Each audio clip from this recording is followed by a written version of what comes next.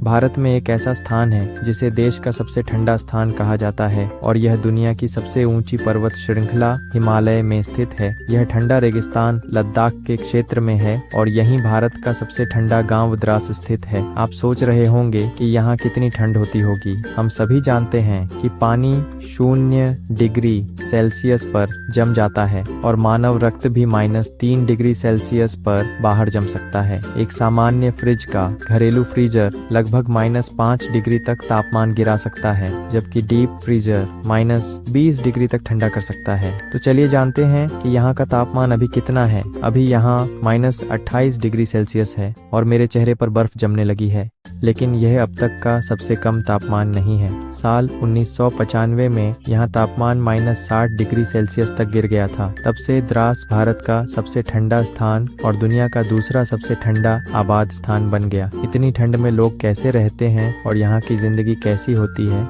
इसे समझने के लिए मैंने इस खूबसूरत गांव में कुछ दिन बिताने का फैसला किया। चारों ओर बर्फ से घिरे दृश्य को देखकर आप अंदाजा लगा सकते हैं कि यहाँ कितनी ठंड है। भारत में कई जगहों पर बर्फ गिरती है, लेकिन तापमान यहाँ जितना गिरता है उतना कहीं नहीं। जब मैं पहली बार यहाँ पहुँचा तो मुझे केवल अंदाजा था कि यह सबसे ठंडा स्थान है, लेकिन यहाँ की खूबसूरती मेरी कल्पना से भी कहीं ज्यादा थी। चारों ओर ऊंचे ऊंचे पर्वत हैं और बीच में घाटी जैसी जगह जिसमें घरों के छोटे छोटे समूह बने हुए थे। कुछ घर नदी के पास हैं और कुछ छोटे समूहों में बने हैं। द्रास केवल अपनी ठंड के लिए प्रसिद्ध नहीं है, बल्कि यहाँ की जीवन शैली भी बहुत रोचक है। यहाँ लगभग 22,000 लोग रहते हैं और इतनी ठंड में भी उनका जीवन सामान्य चलता रहता है। मैंने समझने के लिए एक परिवार के साथ कुछ दिन बिताए। अहमद जी अपने परिवार के साथ मिट्टी के बने घर में रहते हैं। सामान्य घर इस ठंड के लिए पर्याप्त नहीं होते। इन घरों को मिट्टी, कंक्रीट और लकड़ी से बनाया जाता है और इसे इस तरह से डिजाइन किया गया है कि ठंडी हवा अंदर न आ सके। घर में प्रवेश करने के लिए कई दरवाजों से होकर गुजरना पड़ता है। दरवाजे पर कंबल रखा जाता है ताकि ठंडी हवा अंदर न आए।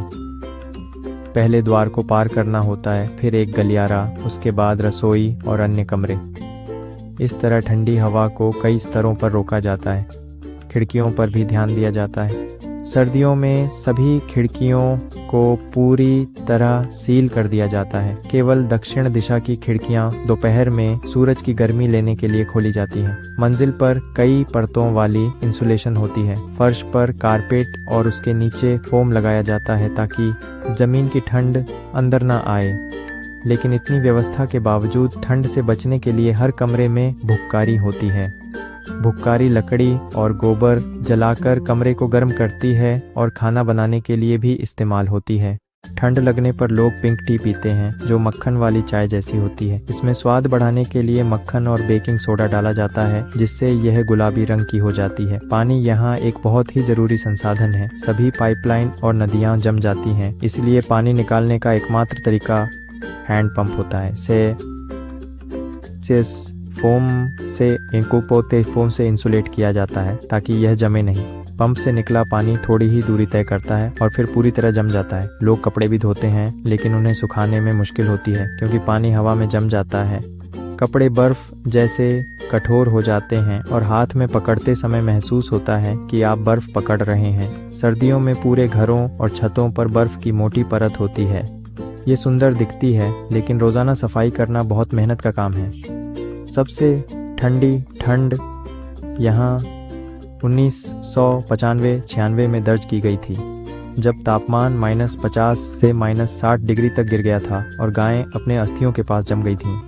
इसके बावजूद लोग जीवन यापन करते हैं और इस जगह में रहने पर गर्व महसूस करते हैं। द्रास की खूबसूरती में बर्फबारी भी शामिल है। बर्फ इतनी महीन होती है कि हवा में धूल जैसी लगती है। हर चीज सफेद हो जाती है, घर, जमीन, आकाश। बर्फ इतनी हल्की और सूखी होती है कि उसे झाड़ने पर भीगी नहीं होती।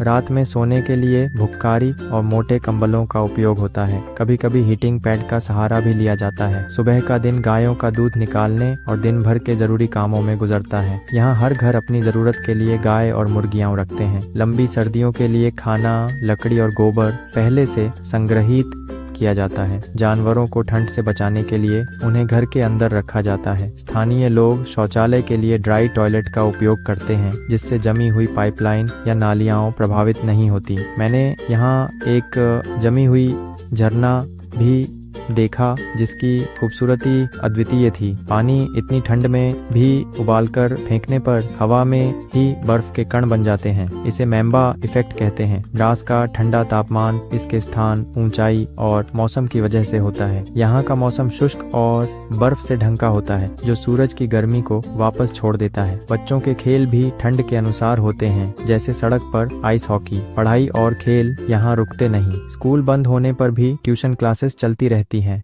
द्रास का अतीत भी महत्वपूर्ण है। 1999 में यहाँ कारगिल युद्ध हुआ था। युद्ध स्मारक में शहीद सैनिकों की याद में स्मारक बना है और वहाँ वास्तविक हथियार प्रदर्शित हैं। यह जगह न केवल ठंड के लिए प्रसिद्ध है, बल्कि इतिहास और शांति का भी प्रतीक है। मुस्कोह घाटी भी यहाँ की खूबसूरती का हिस्सा है। यहाँ के लोग बहुत मिलनसार हैं। बच्चों के साथ खेलना और उनके परिवार द्वारा चाय और स्थानीय भोजन परोसा जाना इस जगह की मानवता को दर्शाता है। यहाँ के लोग बिना आधुनिक सुविधाओं के भी घर गर्म रखते हैं और जीवन आनंद पूर्वक बिताते हैं। द्रास की सर्दियों में जीवन कठिन है, लेकिन सही दृष्टिकोण और तैयारी के साथ लोग इसे सहजता से जीते हैं। जीवन जीने की सही दृष्टि होने पर किसी भी कठिन मौसम को मुस्कान के साथ झेला जा सकता है।